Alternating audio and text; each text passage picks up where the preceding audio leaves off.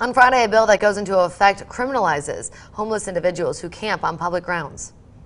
Now, that bill makes camping along a controlled access highway, entrance, or exit ramp a Class C misdemeanor punishable by fine or community service. And now those who advocate for people who struggle to find secure housing in our area are preparing for the law. Reporter Kate Nemrich joins us live from downtown Johnson City. Kate, what do advocates say they're going to do? Well, Casey, advocates for people experiencing homelessness here in Johnson City say they are going to expand their outreach and continue to work on ongoing goals to create more permanent solutions in our area.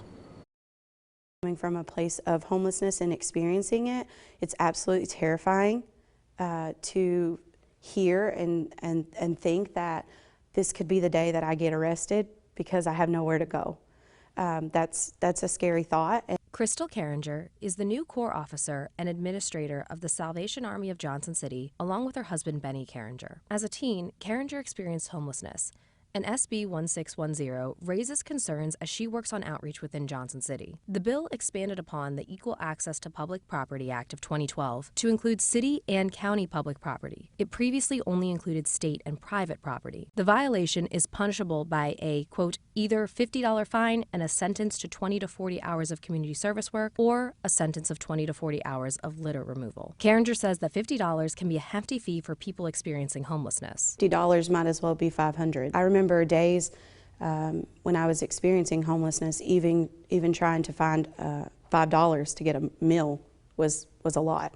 So when you think of it in that respect, I don't know what the future holds. Carringer says felony or even misdemeanor charges can make finding stable housing even more difficult for those facing homelessness. If they have a misdemeanor or even a felony, it makes it very difficult for them to secure permanent housing, which makes our social services a little bit harder because we want to be able to help people from a holistic standpoint.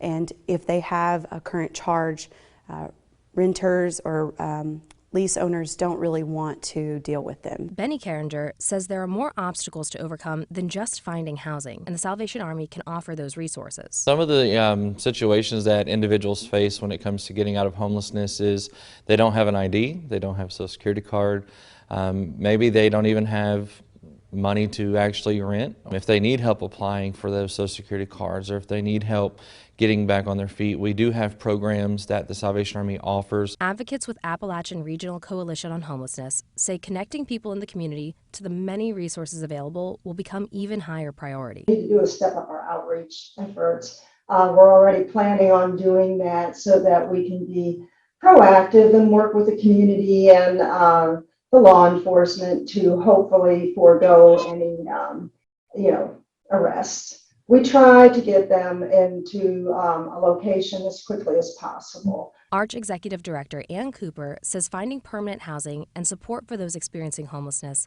has always been and will continue to be their goal. Typically pay a security deposit and 1 or 2 months rent. It just depends on a case-by-case basis to get them in.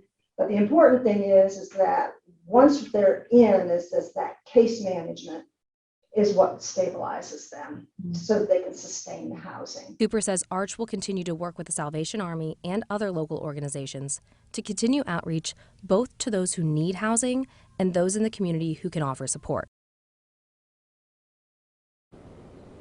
The Carringers say they're working to launch more Salvation Army programs within Johnson City to help people escape generational poverty and build stronger foundations. They say the way the rest of the community can help is to make monetary donations so that way they can use the money to fund those programs as well as buy supplies for the shelter.